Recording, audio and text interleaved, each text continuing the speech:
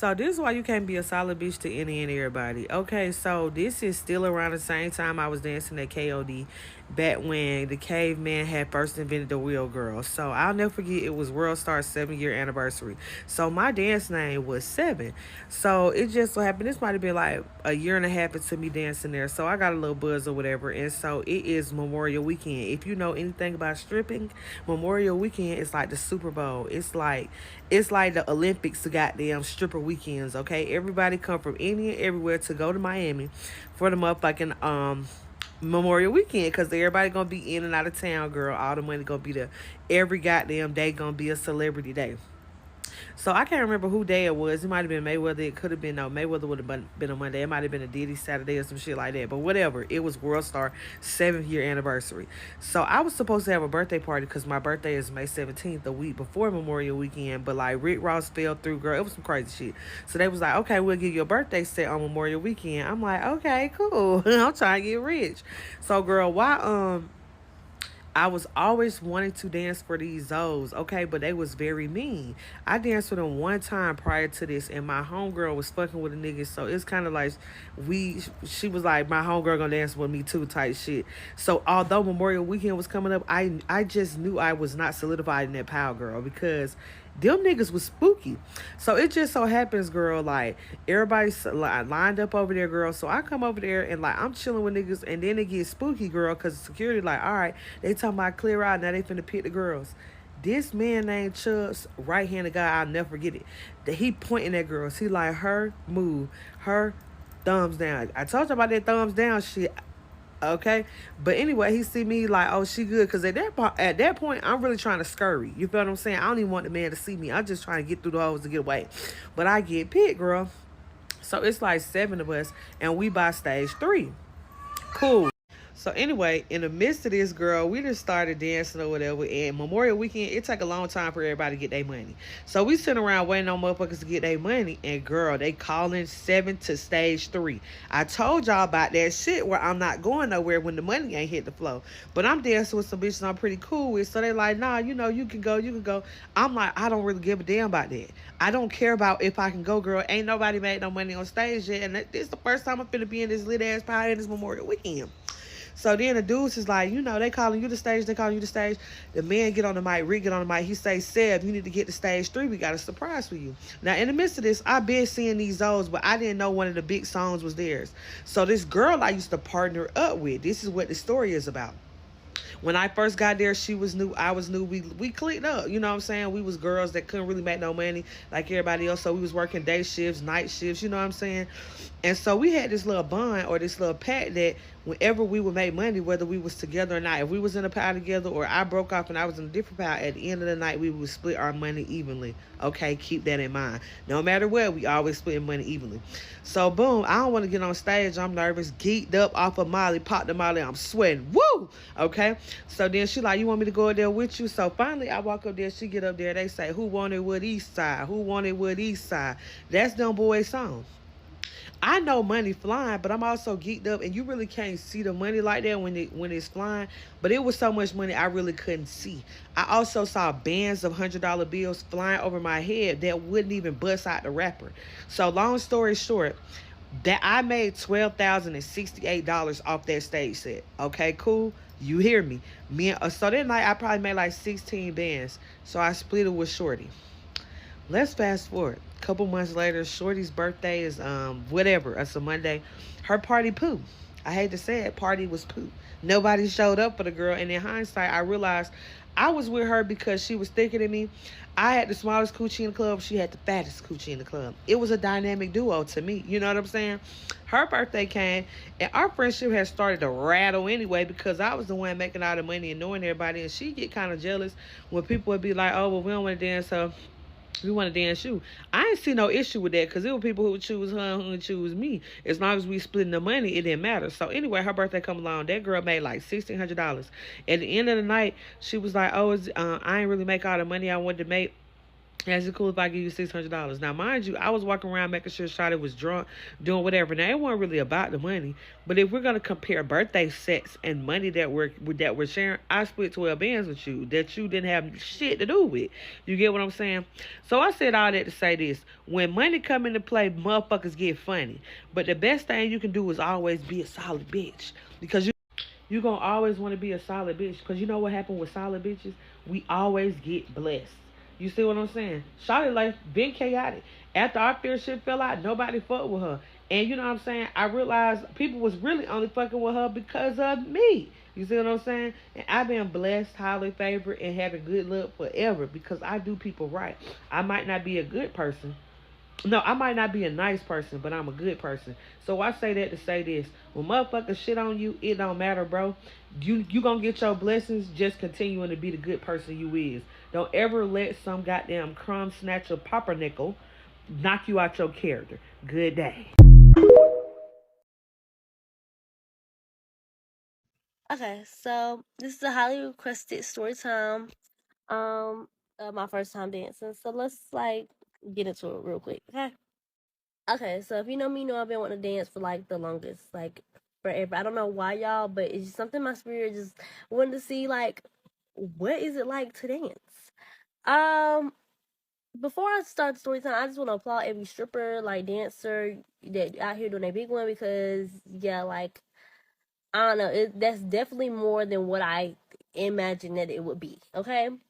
So boom. I've been wanting to, like I said, I've been wanting to dance for a long time. I never had the courage to go by myself with a dance partner. Never could find a dance partner that was really serious. Like I had people say, "Yeah, let's do it," and I found like the clubs that would let us come dance or try, audition, and never would get like a text back or nothing like that. But that's neither here or there. So yeah. Anyways, um, me and my homegirl, who friends now, she has danced before, and we was just texting. We was like, let's go dance. I was like, I'm down for whatever. So I was like, let's do it. Let's do it.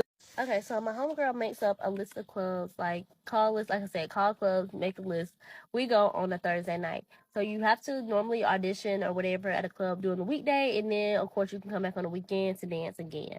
Um, but that's common sense. I shouldn't really have to explain why you have to dance during the week. But if y'all want me to explain that, I'll explain that. Anyways, so we go to Asheville, North Carolina. I'm in South Carolina. So we drove an hour and some change away to this club. Um, we go, y'all. By the time I got up there, I wasn't like nervous or nothing. I was like, at this point, tired of driving and just ready to hear if and get it over with. Just make some money. So we go up here. I start filling out my paperwork. They get my ID, and it was like, oh, you have to be 21. That pissed me off. Cause I'm like, you could have told us this on the phone. Like when we asked, can we audition? That's something you mentioned. Hey, you gotta be 21. Cause normally it's 18. Y'all, please tell me if there's any clubs out here that makes you have to be 21 to dance. Like I always thought it was 18. I never thought it was 21 now to dance. That was crazy, but that's their rules. I'm not finna argue with nobody about their club rules. Like no, but I was like, damn, people be traveling out here. That's common sense to say on the phone. Like common sense. Hey, 21. Boom. I'll be like, okay, bet. So I was aggravated about that. So it was like, let's go to another club. Now we had to drive to Charlotte. That was an extra 2 hours. Asheville and Charlotte. I don't know why. It just was. So we go to, because we call up a club as we leaving that club and say, hey, are you hiring entertainers? They say yes. He say come through. We was like, man, we get up there, y'all. We got up there, I think by 8 something, maybe like yeah, going on by 8 something. I'm think it was. Can't remember for sure. By 8 something, I'm gonna guess. And we get in there and he was like, we're not hiring no new girls right now. Like so he was like, yeah, we're not hiring no new girls right now, so you have to like come back a different day. And it was like when we talked to somebody, they said we can come through. He was like, yeah, but like he didn't. He said tonight is a slow night for him, and he didn't expect so many girls to be there. So his girls that's got a job there for real, they were already in. It made so much sense. I didn't even get mad at him because it made so much sense. Like, why would I tell my girls that actually work here every night to leave so some new girls that just want to dance one night come down here? You know what I'm saying? So that made sense. I wasn't mad at that. But at this point, like, we leave, I'm aggravated. My friend, she ready to go because she didn't dealt with clubs. Like, she know this is how clubs be. They say one thing on the phone, you get there in person, they say a whole different story. But I'm aggravated. I said, ain't no way I just wasted my gas and drove 4 hours around and not dance once. So I was like, I was asking her, you don't know any other clubs? Like, so we found another club, y'all. This is when it gets good. Okay, this is when it gets good. But y'all, I need y'all to like for part two because I'm about to break this story up. So like for part two if you want to know what happened once we found the club that we were able to actually dance at for real.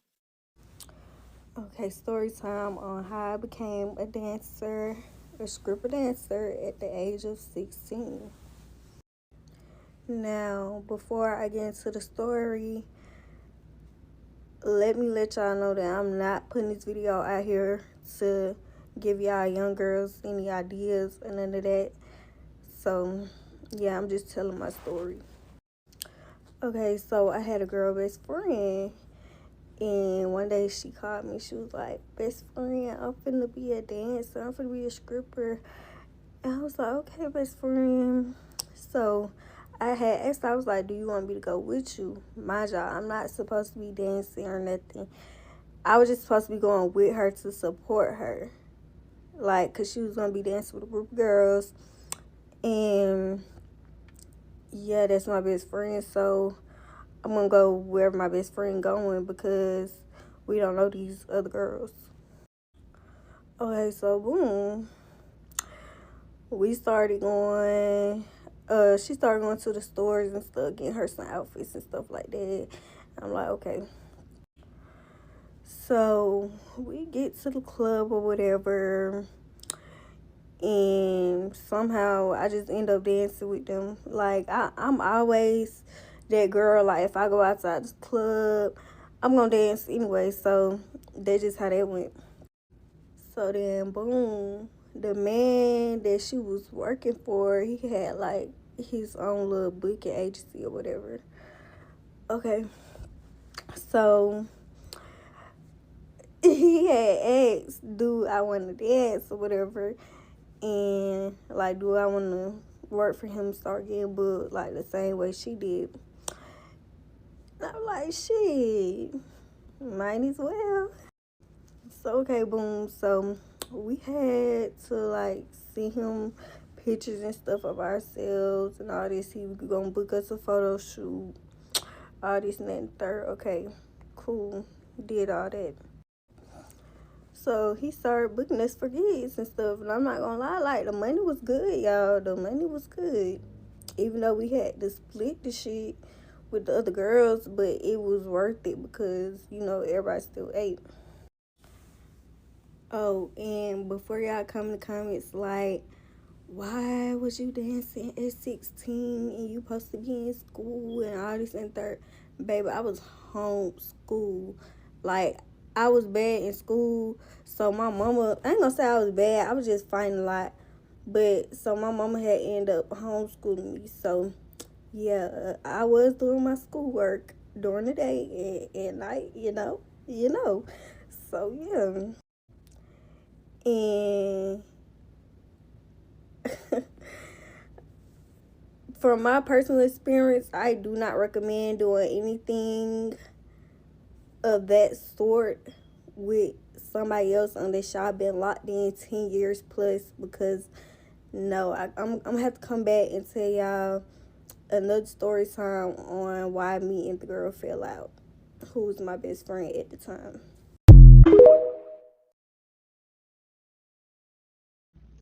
Okay, y'all, so this is part two on how I became a script dancer at 16. And this the part I'm gonna tell y'all about how my mama found out. Okay, so before I get into the actual story on how she found out, I'm gonna give y'all a little background on why everything happened how it happened. Okay, so my mama was a real estate agent at the time. So she wanted to be like one of the people that do the fixing up and stuff. So okay, boom, she got this house from this lady. She was renting the house out, and they had an agreement that My mama could live there. She was gonna help the lady fix the house up, and eventually, I guess my mama was gonna rent to own the house, something like that. However that go. Okay, so it got to a point where my mama stopped paying the lady the rent money because she was putting so much money into the house and fixing it up. So the lady ended up evicting her. Okay, she got evicted. I was already gone at this point, and y'all, like, the house, it was just like, why would you do this to us? Like, why would you do it? Only had one working bathroom. It had rats in that bitch, roaches in that bitch. I would never forget the day a fucking rat ran across my fucking floor. And that right there just set me off on my way. Like, no, I had to get the at that moment I had to get the fuck. So yeah. But yeah, so I was already gone at my godmama house, whatever. So my mama had called my godmama and was like, yeah, you need to come bring Treasure by so she get all her stuff. Because at this point, they done threw all our shit outside. Like, I'm talking about real dead evicted, y'all. I'm talking about we pull up, the marshals throwing shit off the goddamn balcony on top of the house. I'm like, damn, okay. Okay, so after all that, I had ended up living with my godmama. When I was living with my godmama, that's when I decided I wanted to do hair and I wanted to sell stuff. So I started doing all of that before I even got into the stripper industry.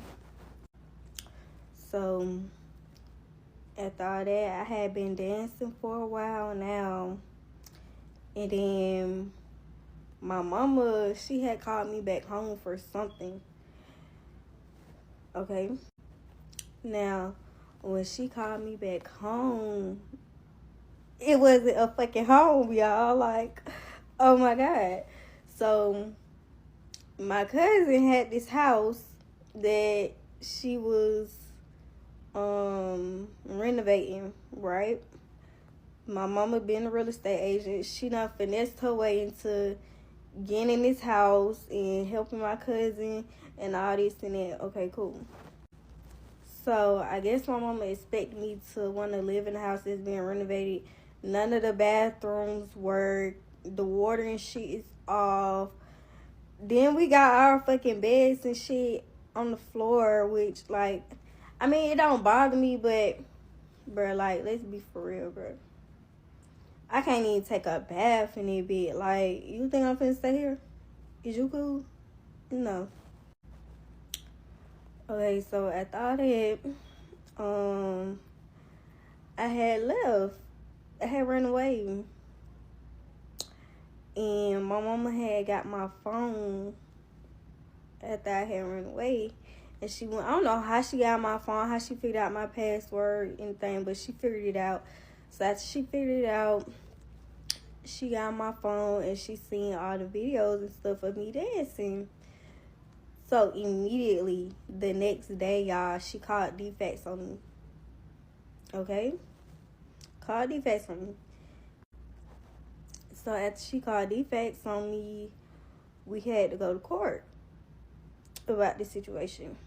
So she took me to court and she telling them, like, she told them, bro, my mom told them so much crazy stuff. She was like, I'm being trafficked, I'm a prostitute, and all this and that and third. And I'm like, bro, like, is you okay? Like, you're not okay.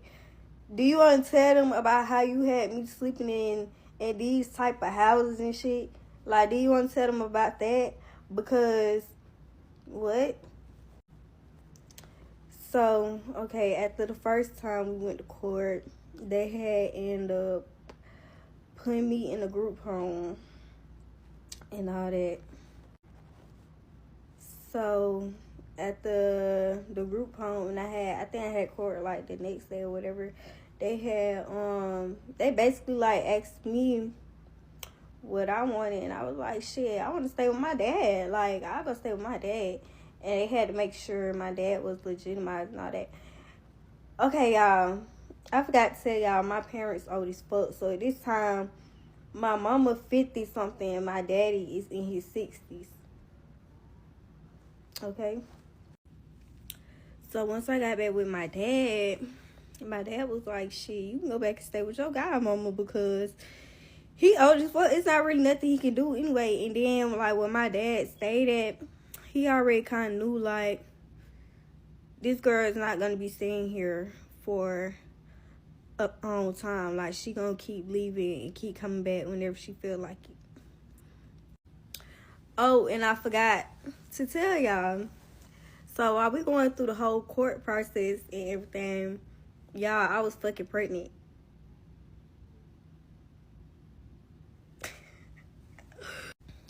So I was pregnant, and the day of the fucking court date, y'all, I had a whole ass miscarriage. Like the same fucking morning, I had to go to court. Isn't that a shame? It's crazy. But yeah, so after my mom found out, she kept harassing me and kept sending the police to my godmama house and telling these folks that I was being trafficked and a whole bunch of other crazy stuff.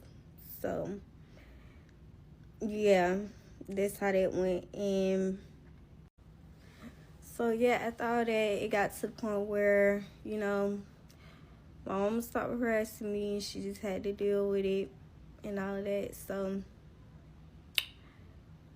yeah. And I had to do what I had to do because yeah, I was living with my godmama, but my godmom still had her own 2 kids that she had to take care of, and these are little kids, like little babies. So,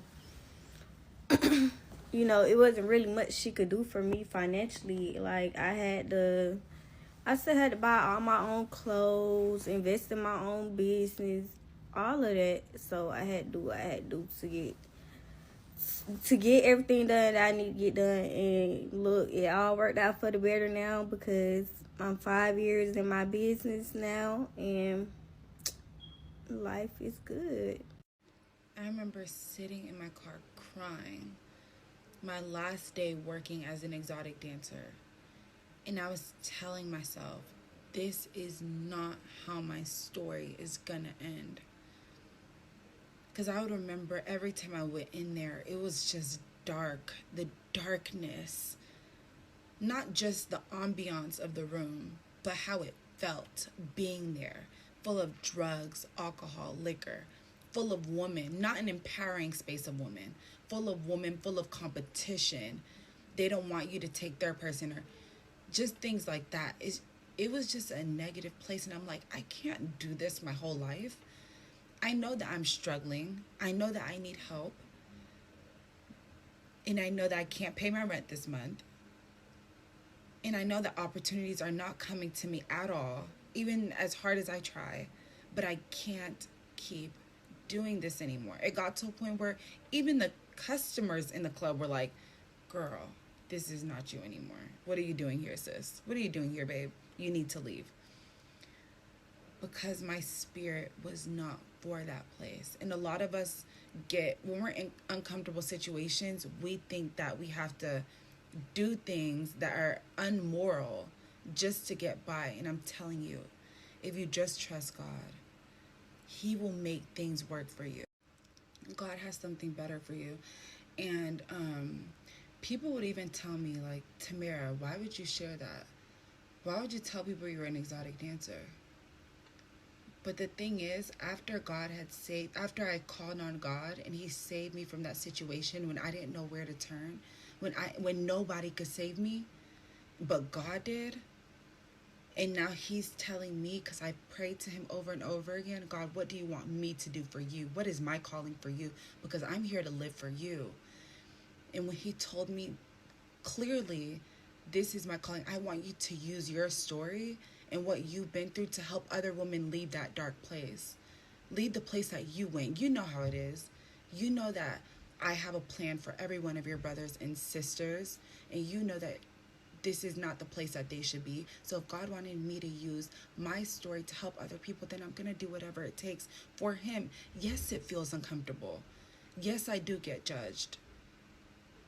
a lot of people close to me judge me, telling me, oh, you're never going to get married because of your lifestyle. You won't get a good job because people look at that. And that haunts me sometimes, but you have to trust God, and that's what I'm doing, and I'm faithfully walking this out because He saved me from this, and I want to help any woman who feels the same way to leave. This place is not you. And the transition outside of that lifestyle, it's difficult getting out of that lifestyle because that is the easy road. And a lot of us like to take the easy road, but not knowing that the easy road is going to be hard. But if you take the hard road, then later it's going to be easy. So I want y'all to understand that it may seem easy right now. It may seem like, okay, I'm about to stack up real quick. I'm about to get that money real quick. It's not a big deal. Maybe another year in there, and then I'm going to leave. I'm telling you, the baggage that being in that industry comes with is not worth an extra 6 months. It's not even worth an extra month. This lifestyle will screw with your mindset around money, your mindset around relationships, become transactional, with you not even wanting it to be. That's why you really have to seek God, because God is the God of miracles. He's the one that could turn you all the way around. He's the one that could switch your whole situation and make you a Proverbs 31 woman. God can, and only God can. In Jesus' name.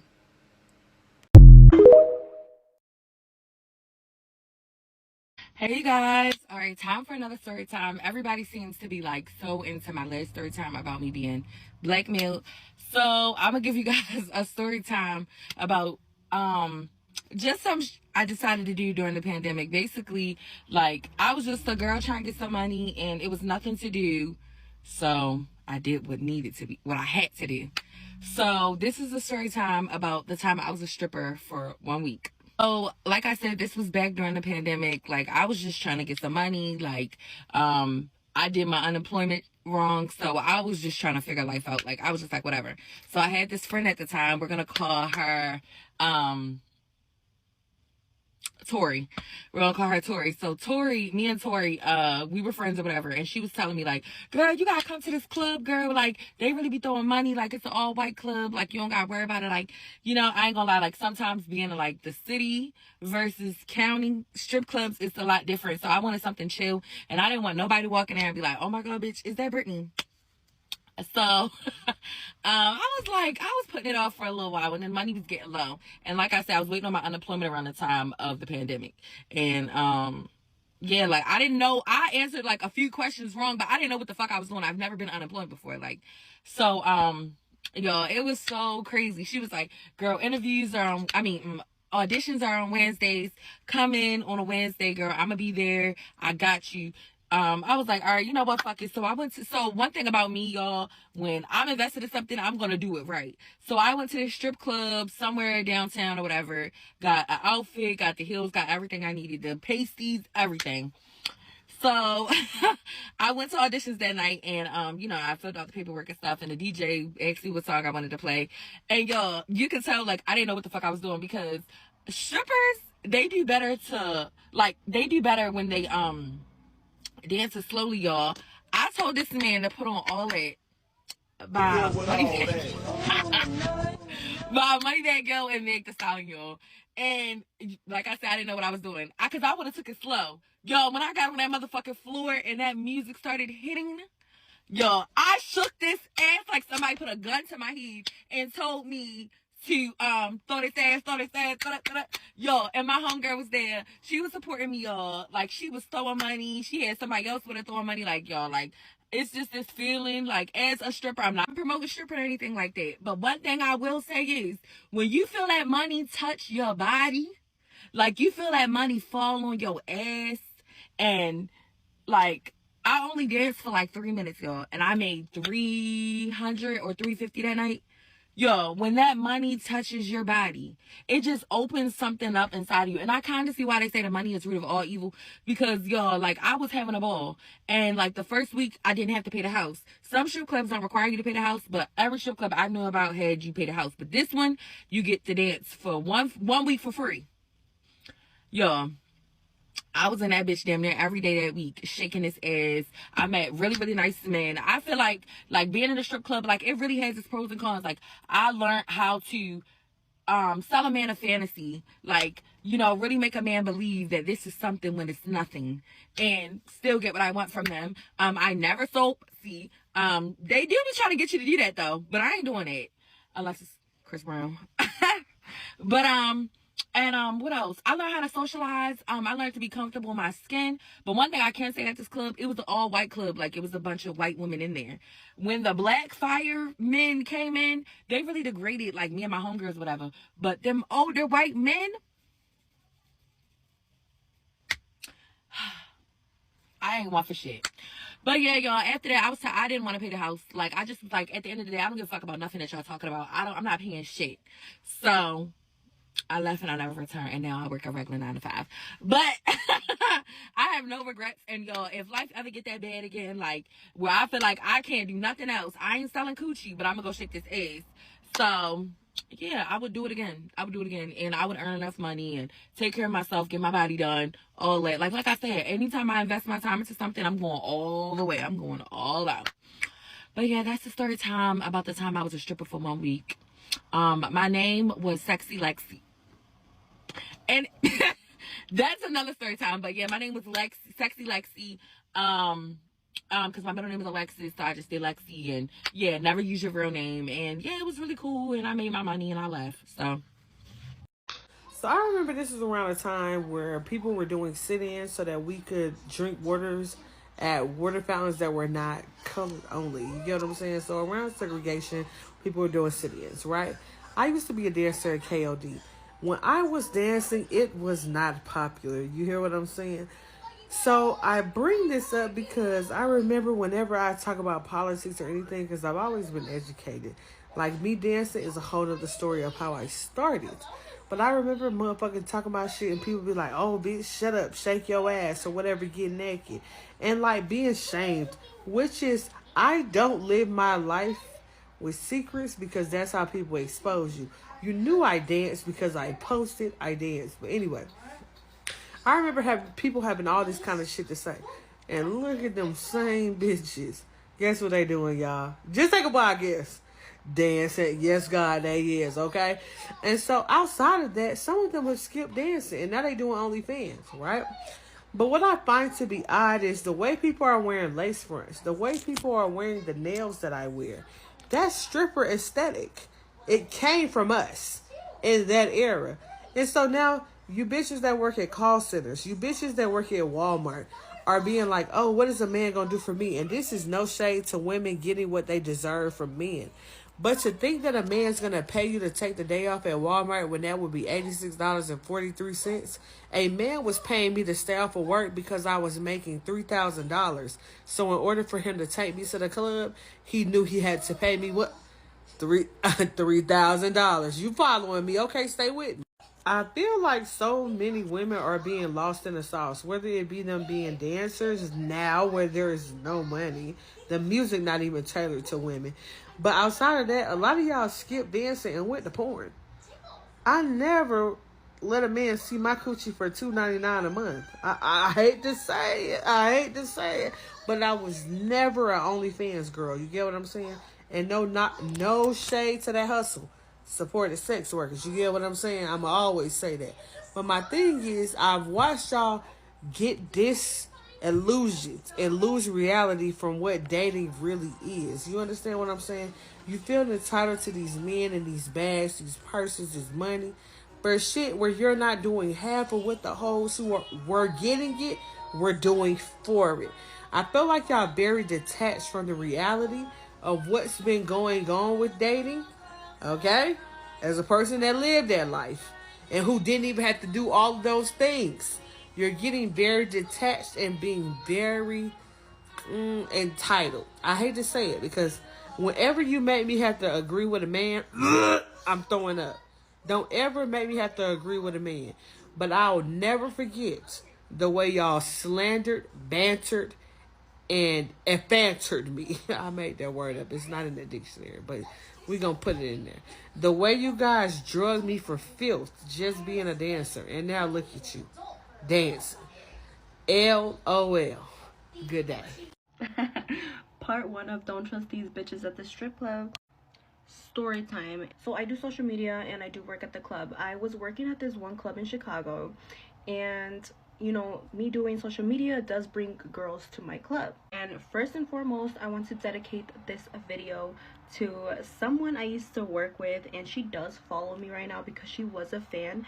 So Sativa, this is for you. So I remember when this girl started, her name is Sativa, and I was waiting for the bathroom and she was getting out. And then I literally had to pee so bad, so I was kind of running in there. She stopped me. She was like, "Oh my God, I watch you, blah, blah, like fangirling me." I'm like, "Oh, thank you so much, blah, blah, blah." So I cut it short because I had to really use the bathroom, right? So whatever. If someone's there to support me, obviously they're supporters. So I'm going to support you. I'm going to help you as much as I can at the club, right? That's what I've always done because I've always brought so much girls to my club. So she was fangirling there for a while, and me, I'm just making my money, and I'm also being nice because that's what I am. Like, I am such a genuine person. Until Sativa joins forces or tries to be friends with another girl named Perla at the club, right? And Perla, if you're watching, because I know you be creeping on my stuff, like, you're a little fake girl too, and you literally have no hustle, like, at all. Like, everybody in the club knows that you sit down all the time. Like, that's what you're good at, sitting on your ass while all of us hustle. And I'm gonna air this bitch out real quick because I know that they be watching my stuff, but whatever. And I've just always been that nice girl and like just very careless, just making my money, like girls at the club are gonna talk, and I was just that girl, like, whatever, like that's how I am. Anyway, so since Sativa was the one fangirling me, she ended up being friends with Perla, that never liked me at the club since I've been there. I don't know why, and I honestly think it's because we're one of the only Latinas there, and she is not a hustler and I am a hustler. Like, if someone sees you making a lot of money, booking a lot of rooms, they're gonna hate you just for those reasons, just because you're making money and doing your job. But whatever. So Sativa ends up being best friends with Perla, the girl that doesn't like me for whatever reason. And ever since then, like, I was just always saying hi to Sativa. I never really talked to Perla. That's the girl that doesn't like me, whatever. So I'm being very nonchalant, whatever. Sativa's always like, hey, and I'm just like, hi, I'm just there to make my money, whatever.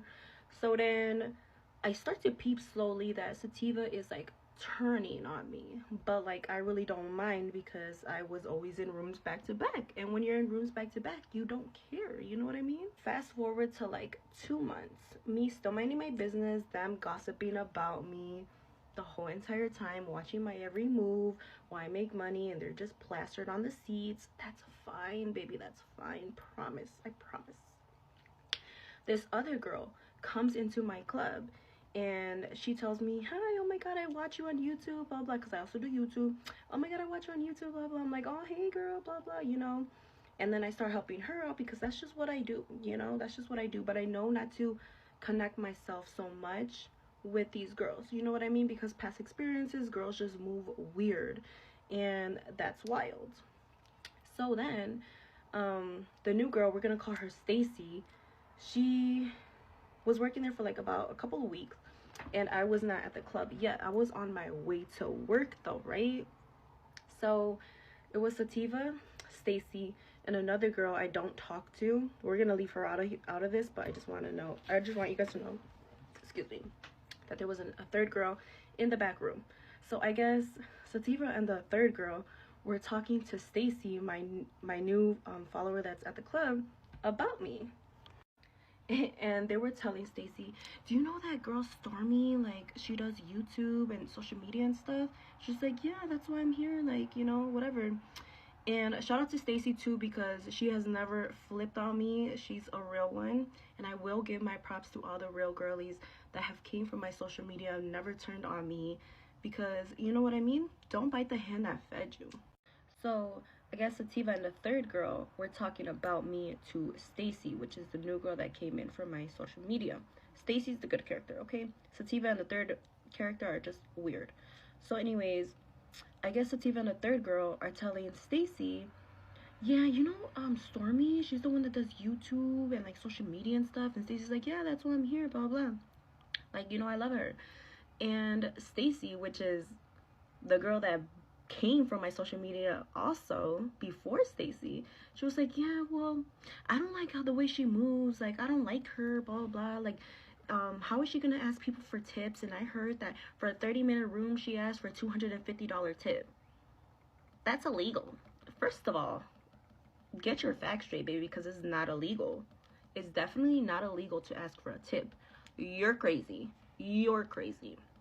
And I'll be damned if I'm gonna work and not ask for a tip. Like, what? I'm sorry, you don't know how to work. You don't know how the club life is. Like, you're crazy if you don't ask for a freaking tip, girl. Like, and 250, oh, girl, if you think 250 is a lot, that's besides the point. Whatever. And she's just trying to talk all this smack about me to Stacy, and Stacy's just there like, and she's like, yeah, she's a P word. It rhymes with prostitute, and all this other stuff. Like, yeah, I don't like her. Like, she's fake. She says she makes all this money. Like, a week ago she said she made $3,000, and it was super slow. Like, she's lying. There's no way she made $3,000 and it was super slow. Like, there's just no way she made 3,000. Like, no way. So then, as all three of them are talking, well, Stacy's not talking, she's just listening, and basically the three girls are in the back talking about me. I had just got in. I'm going through the back room, which is where they're at, because I have to use the bathroom. And then I see Stacy, so I'm like, hey girl. And she's like, hey girl, blah blah. And then Sativa's fake ass, she was like, hey girl. And I was like, hey. And I went to the bathroom, whatever. So then when I got out, boom, they all disappeared. I went to go change and everything, right? So I go change, check in with house and everything, and then I hit the floor, do my job, because that's what I'm there to do. That's what we should be there to do, right?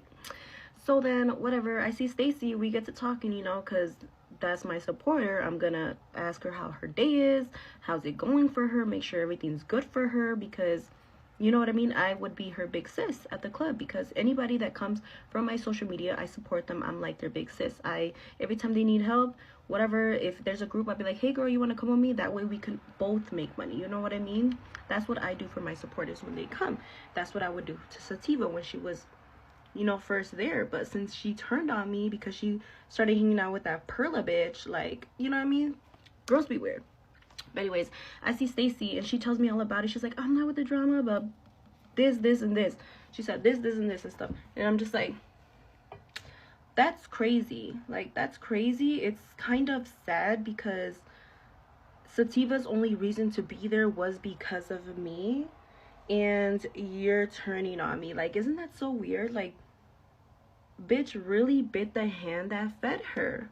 Like, girl, I showed you the ropes. I gave you my tips. And you're gonna go off and just talk about me. Like, it's so crazy, but it's all right. It's all right, because that's what girls do. You know what I mean? Some girls move really, really weird. And I understand that if you do see someone making a lot of money, they get envious, they get jealous, they start building this animosity towards you. And that's exactly what happened. And I am not the type of girl that likes to think so highly of herself. Like, I don't think, oh, she's jealous of me. She's jealous of me. She's jealous of me. Like, I'm not like that, because I was not raised like that. I don't ever think anybody is jealous of me. That's why it just kind of hit me like, wait, what? Like, you know? But I'm just like, wow, like, I have to take it for what it is sometimes, you know? That's what we have to do. And that's what it is. So then I'm just like, wow. So then me and Stacy just go up to another customer. And as we're walking across the club, Sativa comes to us. And she's just like, hey girl, blah, blah. And then me and Sativa would look at each other like, and I'm just not saying anything to Sativa, because it's like, bitch, I heard you were talking shit about me, but it's okay. And I'm just like, hey Stacy, I'm gonna get some water. You want to come to the back with me? She's like, yeah. And we just left Sativa out on the floor. Like, I just find it so crazy that you will literally go help someone and they will turn their backs on you. And it's fine because the girl that Sativa's hanging out with is just a backstabber to every single one of her friends. Every single one of her friends. She has done bogus, and it's just fine. Like, you're gonna realize it for yourself, and you're gonna realize that what you did was crazy, but it's okay, baby. Like, you guys can be friends. You guys can talk about me. Like, whatever you have to say about me, although it contains my name, it has nothing to do with me. It's not my business.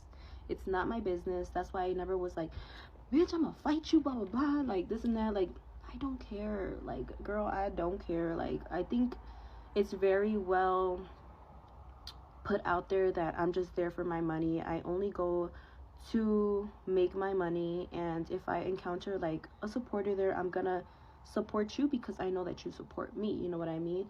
But sometimes you just gotta be careful with like the girls that you associate yourself with.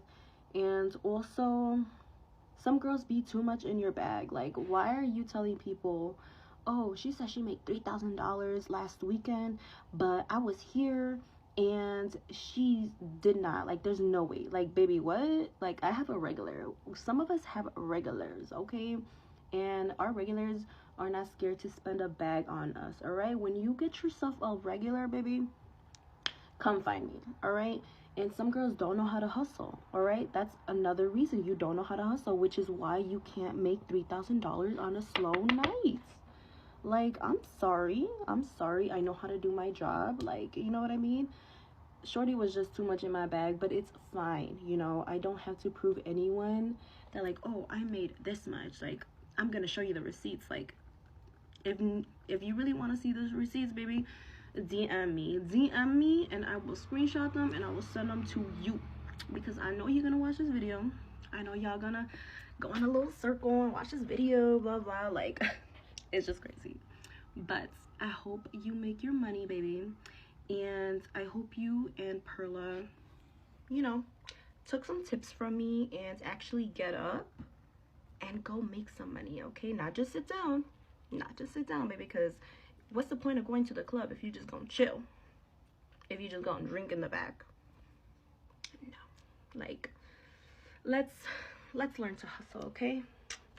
My club manager bullied me and my friend for over a year, and this is what happened. This is a series. If you guys been keeping up with me, then you know how crazy he is, and I'm here to spill all the tea. Long story short, it was such a slow night. It was around Halloween of last year.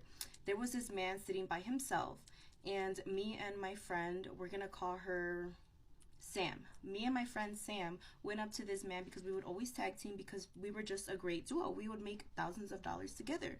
So we seen this man, we went up to him. Within like the first 5 minutes, he loved us. He literally loved us. So we got him in our VIP room. So that means she got 400, I got 400. So boom, we did that whole room. Everything was fine. That whole hour passed by. He wanted to rebook us. So that would be an extra 400 for her, extra 400 for me. He was fine with that. The customer was fine with that. So boom, we did a second hour. And then the third hour came, right? Because he wanted to do a third hour with us, another 400 each. So then the manager, not liking me and my friend, was just so angry that me and my friend kept booking hours back to back, and it was such a slow night. We were the only girls making money, and obviously he's not gonna like us. He doesn't like us making money. So then he made the bouncer come in our room and sniff our drinks. Baby, what? Literally came in our room. Hey, Stormy, I need to check your drink. I'm like, we don't even serve alcohol here. And then I was like, it's a Red Bull. And he's like, yeah, but the manager said we gotta check the drinks. I'm like, here, there you go. He was like, all right, you're good. I'm like, yeah, like, excuse me? So then whatever, 10 minutes go on. They come back again. They check our drinks. Instead of just my drink, he's checking the customer's drink as well. Like, how unprofessional is that? You can't believe that we are that good to make money. We're literally the whole entire hours. This is our third hour, by the way, back to back with the same customer. The whole hours we were just ordering food. We ordered pizza, we ordered salad, we ordered Red Bulls because we don't sell liquor.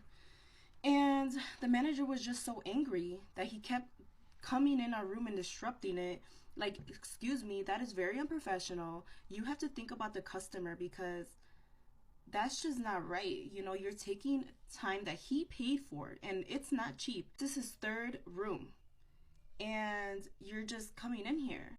My old club manager bullied me and my friend for over a year. Part two. So I left off where me and my friend took this customer that paid for 3 hours back to back with both of us. So she got 400 for each room, I got 400 for each room. So that's 400, 400. So I would get 4, 8, 9, 10, 11, 12. So I had 1,200. She had 1,200 at this point. The manager kept sending the bouncers into our room, disrupting it, taking time away from the customer that he paid for. And you know, that's not cheap. He's already spending 2,400 at this point. So then they're sniffing our drinks because the manager just can't believe that we can have, like, a customer can love us that much that he's just booking us back to back, you know what I mean? But the whole entire room, we were just ordering food, ordering Red Bulls, just vibing, listening to music on our phones, just talking, literally. And the manager keeps passing by. That's fine, you know, we have no issue with the manager passing by, nobody, because, you know, we're not doing anything we're not supposed to do. But whatever, the manager comes in the room. It's like, I need to sniff your drinks, blah, blah, blah, for the third time. And we're just like, oh my gosh, here you go. And then the customer's just like, what's going on? Like, we're not doing anything. We don't have anything in our drinks. We're just like, exactly. Like, why are you guys disrupting our time? He literally paid $2,400 at this point. Like, what is going on? So whatever, at this point the customer is angry, but we're just like trying to calm him down because, you know, like, someone was calling me, I'm sorry. So then we're trying to calm down the customer, because it's just like, he's not really making a big deal, but he's just questioning, like, why are you guys doing the most? I literally paid for these 3 hours with these girls. Like, why are you guys coming into our room? So whatever, the time goes on. He books a 4th hour with me and my friend. So that's another 400 for her, another 400 for me, right? The customer has no issue. He's just like, here's my card, swipe it, it's fine. And on top of that, please tip these young ladies. That'd be the best, bitch. Like,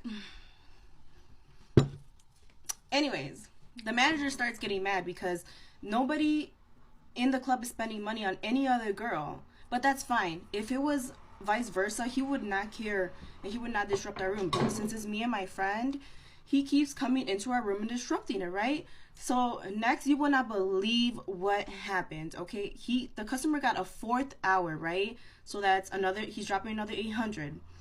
And then, so like I mentioned, the manager hates us so much. He hates seeing us make money because he's just a miserable, thirsty man. And he makes up an excuse to not give us our money. You know what he did?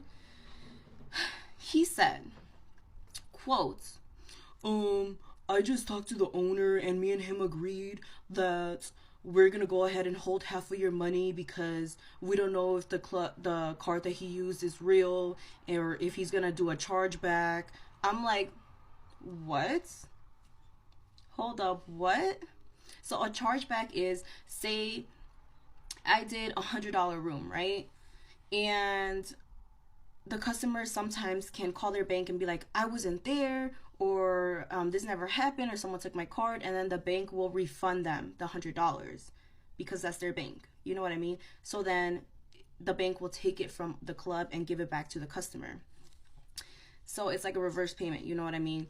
And that was his excuse, you know what I mean? Like, we had the customer never gave him a reason to even think that he would do that. Like, he had money. Like, let's be for real. Like, there was no issue between us and the customer. He loved us, dude. He literally loved us. Like, excuse me, he already did 4 hours with us and he wanted to do a 5th hour, the most expensive room.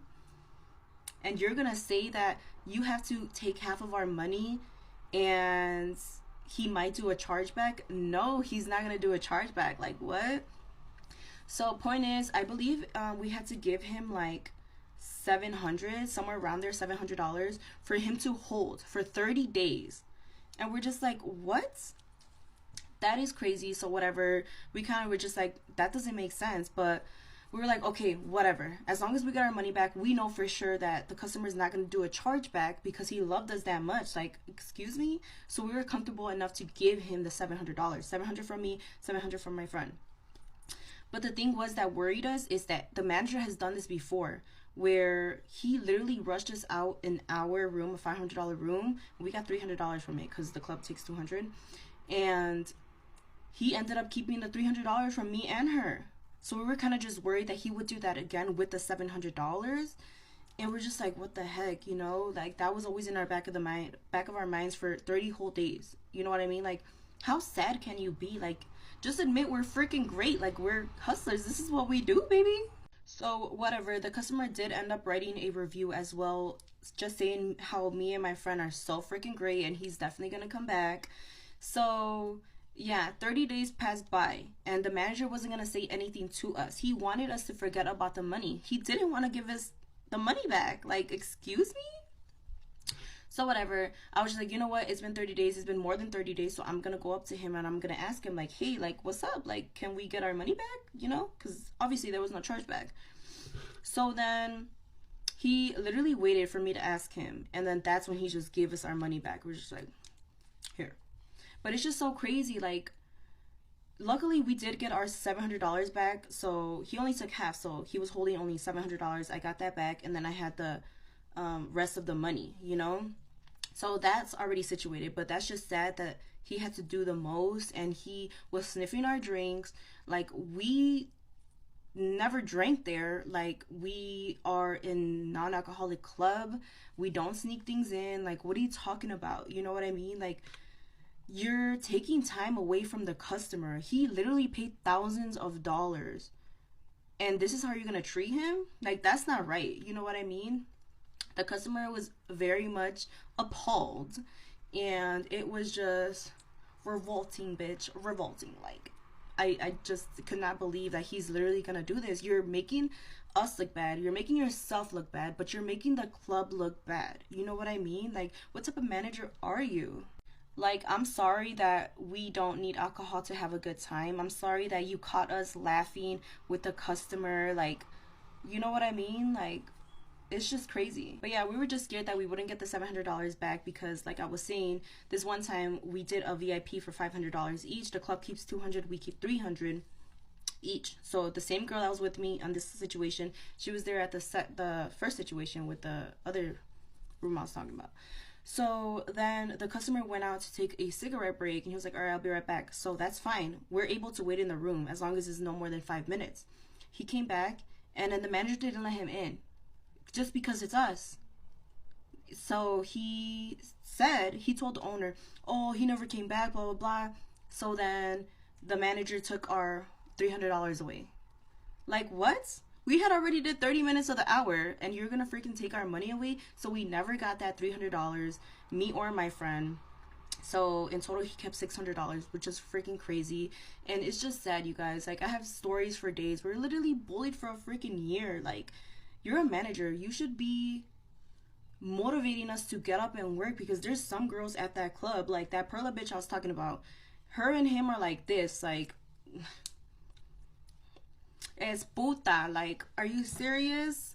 Disgusting. Like, and I'm not a mean girl, bro, but they've been mean to me for over a freaking year, and I'm here to spill all the tea. I'm airing this bitch out because it's just crazy. Like, I stopped recommending my girls, I stopped recommending my supporters to go to this club because I used to recommend it, you know, but that's the story for another day. You guys will not believe how he would treat my supporters once he found out that the referral is from me, that I sent them there, that they watch me. It's just crazy. But go ahead and follow for more of this mistreatment by this little freaking man. Like, it's just crazy. This series is just started and it's already blowing up, and it's for a reason, because I know some girls are at the club and maybe you're getting mistreated too, but let's just say that not all clubs are like this, because I have experienced some clubs that don't treat, you know, they treat their girls with respect and all this stuff. So I do want to mention that it's not all the clubs, but this specific club in Chicago is crazy, and this manager is insane, and you just need to watch out for him because he's a fucking perv. Girls who be all up on the manager trying to become his favorite. Can we just talk about this for a second? Let's be for real, we need to talk about this because working at the club, you will encounter girls wanting to be the manager's favorite. And it's just not one, not two, not three, a few of them. And they will literally do whatever to become his favorite. And that is just crazy to me. Like, whatever. Because that means being the manager's favorites has some perks to it sometimes, most of the time. And it's not things that I have just heard, things that I have seen with my own two eyes. Like, I promise you guys. So I remember I was working at this club called AD, Club AD in Chicago. And there was this girl named Emerald. And yes, bitch, I'm name dropping because I don't give a fuck. They were bullying me for over a year. The manager was literally bullying me for over a year. I literally had to put up with so much shit working at this Club AD in Chicago. It's crazy. And I have seen this with my own two eyes. There was this girl named Emerald. And I guess she's been fucking the club manager. And honestly, I worked there for a long time before I even peeped it. And the reason that I know, like, I started peeping it is because of a waitress. A waitress told me that she doesn't pay for the rooms. She never paid for the rooms because every room we get, so say I got 30 minutes for $250, I have to give them 100. The club keeps 100. So I guess she would say whatever to get the guys in the room, and then not pay for the room, one, so the club's not getting money from her, and two, she would get them kicked out. So that's crazy. And yeah, so I was like, wait, what? When the waitress told me, I was like, huh? Like, Emerald, what? And then I started peeping it because it would be slow. And guys that would be like, oh, I'm only going to get a room if you do this. And obviously, I'm not going to do that, so I wouldn't get the room. But then, like, 3 seconds later, Emerald would walk up to the fucking customer and she would get the room. So then this one time she had got a room and I had got a room, I guess, like, she was in front of the room I was in, so I heard everything she was saying. And she basically started screaming the manager's name. She was like, manager, E. And he ended up going. So the manager heard her yelling, E, which that's the manager. Crazy little man. And then he would go, and I heard this with my eyes, you guys. I mean, I heard this with my own ears. He was like, you gotta tip her right now. And then the customer would be like, no, like, she's asking for this and this, and I already paid for the room, and, you know, like, she's trying to break the rules, and I'm not. Like, why is she asking for a tip? And then he literally screamed from the top of his fucking lungs. He was like, give her a tip right now before I beat your ass. What? That is insane, you guys. That is insane. He was like, give her a tip right now before I beat your ass. What?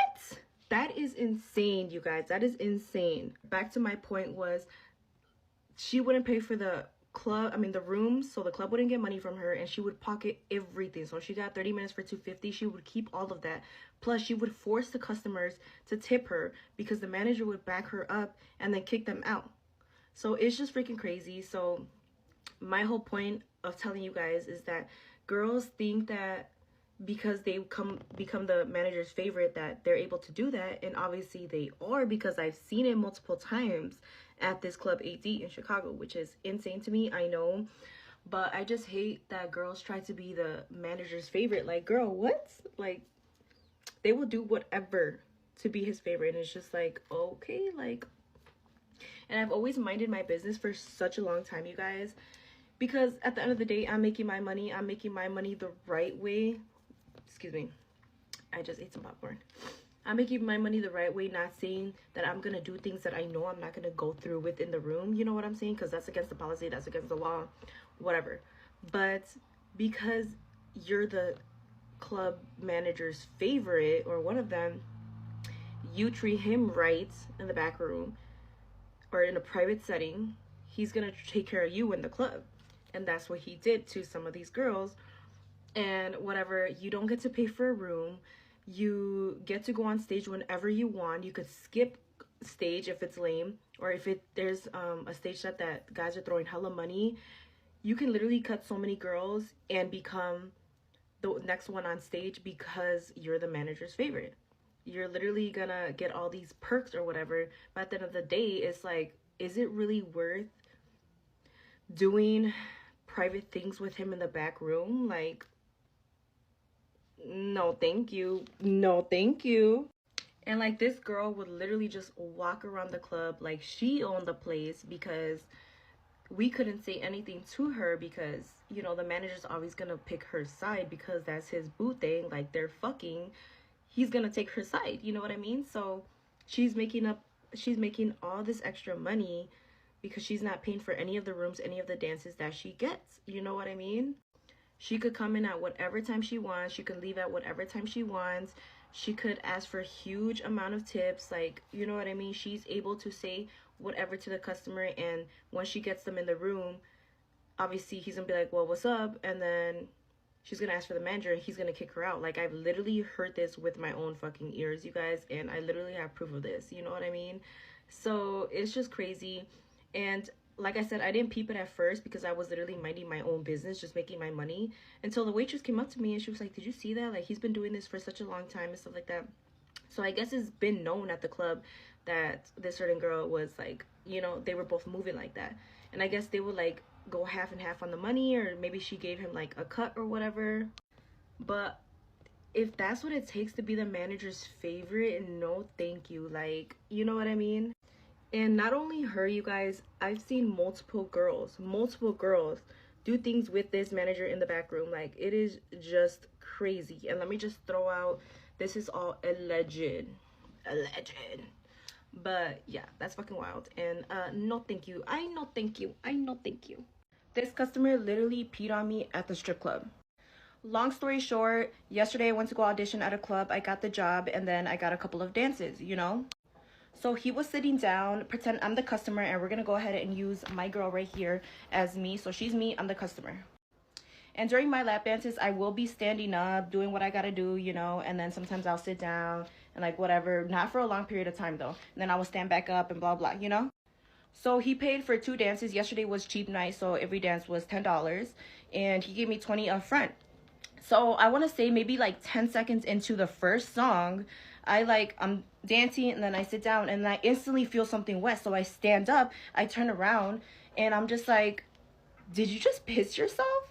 And he's like, oh, no. I don't know. He was talking in Spanish and he was pretty drunk. And let me just say this. When I did get the job, the DJ said that he watches the cameras. And if I need any help in the dance room, I just raise my hand and he'll run in there if I have any issues with the customers. Then I'm facing him saying like, what the fuck? You just peed. And he was like, ooh. At that time, I turned around while he's still sitting down. I'm looking at the camera like, you know. And as I was going like this, he grabbed me like this. So he's holding both of my arms.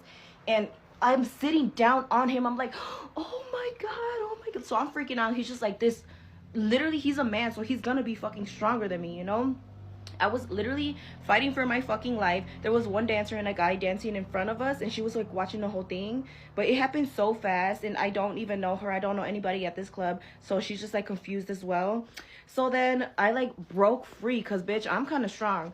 So I broke free, and I turned around, and I was like, bah, and he was like, I'm not even kidding. I was so freaking mad because, one, he peed. Second, he set me on him. And thirdly, he's bear clawing me. So he's holding both of my arms. I cannot raise my fucking hand to tell the DJ, you know? So then, yeah, I turned around and I was like, bah! I literally knocked his ass out. And then I'm just getting out of the room, like, kind of like walking fast. And he's still there, like, ugh. And then all I see is the DJ running, and he was like, are you okay? And I was just like, yeah, but this man literally did too much and blah blah, so I'm good. He was like, all right, I got you. So then all I see is like him telling all the bouncers like, let's go. And then all I see is like the bouncers, and they got some big ass buff ass bouncers, bitch. So yeah, they just went to the guy and then his friends, because he had like a whole bunch of friends at the table, and they were just explaining. He was like, yeah, you gotta go. So they ended up kicking him out. They made sure I was okay. So shout out to this club. So far so good. On my first day, I will say that the management is good, because you guys know how I was getting bullied for over a year from my old club with that manager. He was a fucking bitch ass. But yeah, like, it was just so freaking crazy, dude. Like, it's just the reality of it. Like, you have to be careful when you are working at the strip club, you guys. And at this point, I didn't give a fuck, you know, like, I'm gonna do what I'm gonna do, and if someone does something to me, I'm gonna fucking beat your ass, like, you know, like, I'm a girl, and you obviously, and it's just like, how dare you, the audacity, like, what, you know, that you know, like, in your fucking jeans, and then you're gonna grab me and sit me down and hold me down, like, how fucking dare you, you deserve that punch in the fucking face. Other than that, everything went so freaking good. Girls at the club did recognize me because I do YouTube as well, and sometimes it's like because sometimes I want to stay low key, but I have to understand that when you do social media and people do recognize you, it's just people are bound to recognize you, especially if I'm doing like stripper content as well and they are strippers, you know. So it's always like, oh, thank you so much. Like, I always appreciate it. But, like, it's just, I get nervous as well, too, you know. But shout out to everybody that did say hi to me and did make me feel welcome there, for sure. But, yeah, that is my disgusting freaking story time, bitch. Okay, so story time how this man stole my stole my phone while I was at work at the club, then tried to tell me that I had to pay him $100 to get my shit back. Like, alright, are you cool? Is you cool? The fuck? So let's jump straight into it. So basically, I worked at a club. And at the end of the night, we was counting our money, whatever. I always keep my phone on me. I keep money in my phone, everything. So it's like I keep my phone on me. So we was counting the money. I set my phone to the side while I was counting out the money, straightening out the bills or whatever. And if you guys don't know what I mean by the club, the strip club. So I was straightening out the bills, and I guess like I noticed my phone was missing, but I didn't trip too much off because it was so much money everywhere and it was like other things around. Like, I'm gonna find it, somebody's probably gonna turn it to the DJ booth or whatever. Boom. So fast forward. Nobody turned it in. Can't nobody, like, I haven't seen it. It's just like, okay, I've gone too long without seeing my phone. So, boom. I go to my friend and I'm like, Millie, let me see your phone so I can find my iPhone. So we do find my iPhone. We see that it's somewhere in a club or somewhere like at a gas station. So boom, we follow the location and it's not there. We looking around, we playing the sound, everything. So we put the thing on where it's like, call this number if you're on the phone, and I put her number in. So we looking for it for like a good 30-45 minutes. Could not find this motherfucker. Mind you, it's about 5:30 in the morning right now. Like 5:30 in the morning. We got off probably like 5 o'clock. Not even that, maybe like 4:45. I don't know. But it was fucking early and we was tired. Tired as a motherfucker. So yeah. Okay. So yeah. So we got our so somebody called her phone and it's me. Like, it's my phone. And it has my caller ID. So we answer it. Dude was like, yeah, I got your phone. It's this old ass man. Like, he got on like Louis Vuitton down, like all shit. Like, he was like, yeah, I got your phone. I'm in St. Charles right now. But if you want your phone back, you're gonna have to pay me. Like, I'm like, pay you? Like, what you want? $20? He's like, nah, mind you, this has to be like a 70-year-old man. He's like, this an iPhone. It's Apple, ain't it? I need $100. I'm like, $100? I'm like, okay. My headset was still on, so I had to make sure I had turned it off. But anyway, so yeah, he's like, yeah, I had to pay him $100 to get my phone back. I'm like, all right, whatever. Mind you, I already know I'm not giving this nigga $100 for my phone. Nigga, you got my shit. What the fuck am I paying you $100 for? So I hand the phone to Millie. It's Millie's phone. She on the phone with him, trying to like basically talk him out the $100. And I'm like, Millie, just hang up the phone. Hang up the phone. We just gonna go get it. So he was like, he want to go somewhere safe, secure. We go to the Quick Trip downtown or whatever. He's like, I gotta meet you downtown. I gotta have cameras or whatever. Then he tells us, you're gonna have to hand the money to the cashier. Then I'm gonna go in the cashier. I'll hand the phone to the cashier when I get the money. And I'm like, this nigga is fucking retarded. So we're just like, okay, whatever. I'm like, all right, Millie, hang up the phone. We hang up the phone. Millie gonna Millie got, we calling the police. Like, so we get on the phone with the police, right? The police bullshitting, the dispatcher is bullshitting. We're just like, okay, so we trying to do the right thing. We telling you what the man looked like, he got my phone, what we plan on doing. We're giving y'all all the details y'all need, and y'all not giving us no, like, are y'all gonna show up? Are y'all gonna be there? Or what the fuck? Like, because if you not gonna be there, regardless, I'm getting my phone. We trying to do it the right way, but y'all bullshitting us, giving us the runaround. Y'all gonna be there or not? Because if y'all not there, regardless, I'm gonna get my phone, and it's gonna go one way or another. So eventually we get off the phone. Mind you, I'm driving. So I'm driving. I'm like, fuck all that. I'm driving to my brother's crib. Boom. Drive to my brother's crib. Tell him I'm banging on the door. I don't have my phone. It's 5 o'clock, 5:30, 5:45 in the morning. I'm banging on the door. He got roommates. They're all like, I'm like, Marcus, I need to get Marcus. They're like, Marcus not here. I'm like, I'm his sister. I know Marcus is here. And they're, I open the door. They got all fucking guns pointed at me. Like, what the fuck? Like, I just told y'all I was his sister. Like, y'all, some hot shit for us. So I'm telling him, like, Marcus, get dressed. I need your gun. We finna go get my phone. This nigga got my shit. So boom, he get dressed like that. Grab the strap, and we head down to Quick Trip.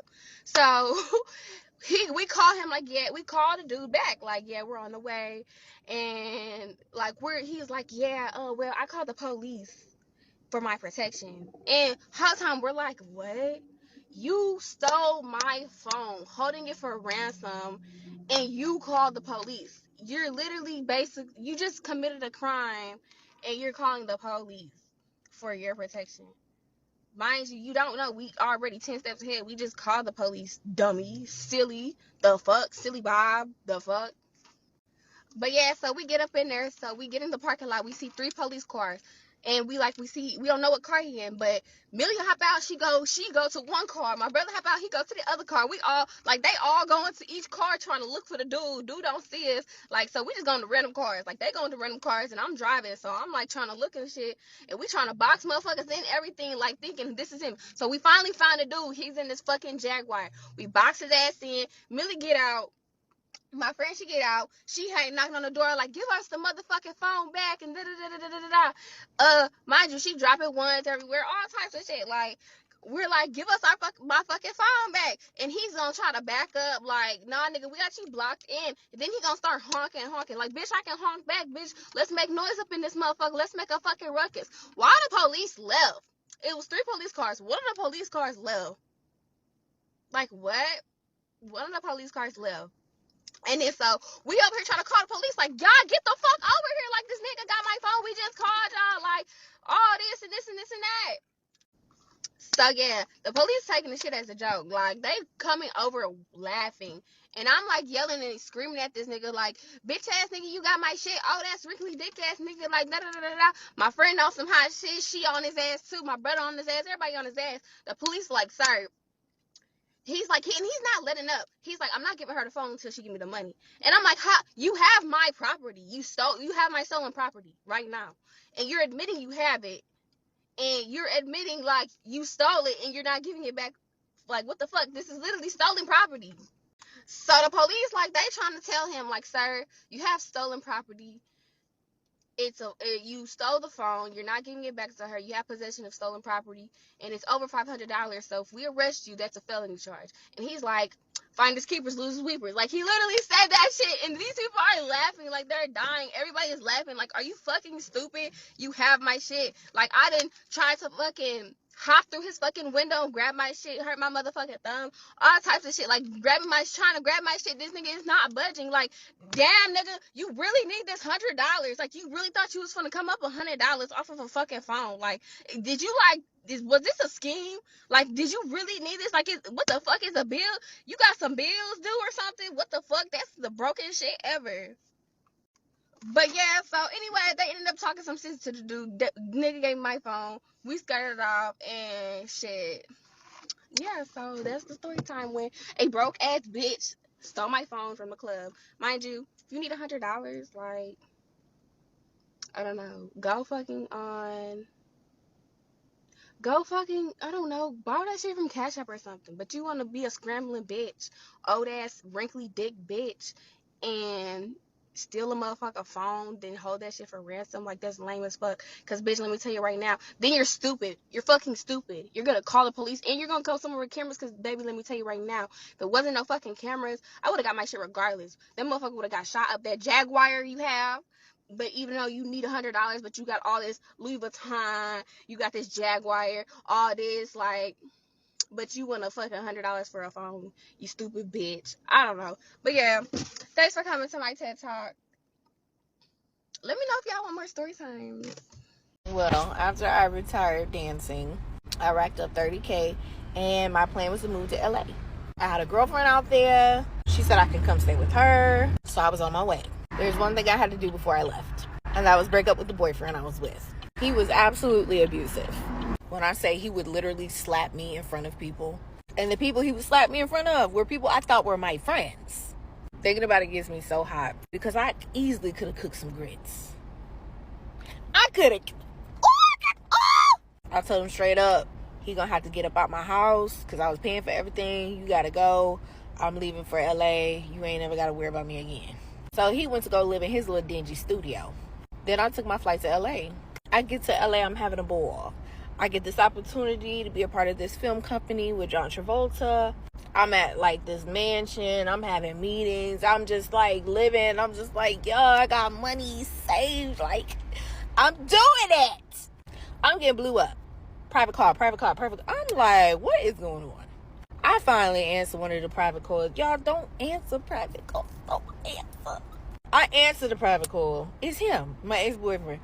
So you think you can just go and... Yeah, I do think I can just go and leave because you don't want me there. Why is you putting your hands on me? I don't get it. And then you ain't paying for nothing. You ain't paying no bills. Like, what is this? What is going on? What you think this is? Because it ain't it. He like, that's okay. Because that's why I found your stash. And I took your money. Bro? I said, what money?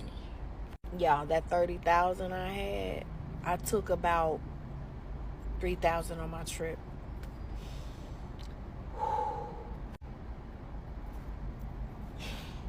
This one, he took my money, y'all. He broke into my house and took my money. How do you know I stacked it up? I don't know. That boy rummaged through my whole house and took my money. So here I am, like, okay, I'm in LA.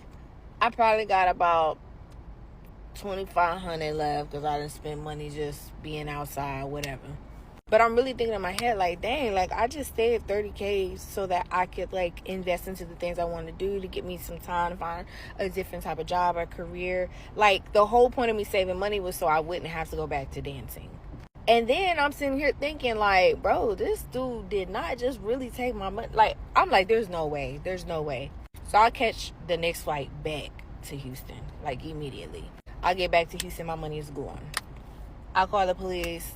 They're like, we can't do anything because there's no markers on the money or whatever. Like, we don't know exactly how much money you made. Did you have a receipt for the money?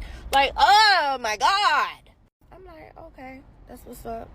He blowing me up again. Bloop, bloop, bloop, bloop, bloop, bloop. Like, I know it's not you. I know it's not the one that stole my money. I know you're not calling me because you done already did the worst thing you could do. So what is it that you want now? So I'm just like, hello. He's like, yeah, let's meet up. We gotta talk. I'm like, we gotta talk. It ain't gonna be no talking, baby. You done stole my money. Ain't no talking. So I met up with him. Yeah, why he pulled up?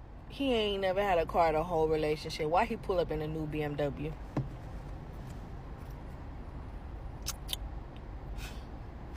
It was the audacity.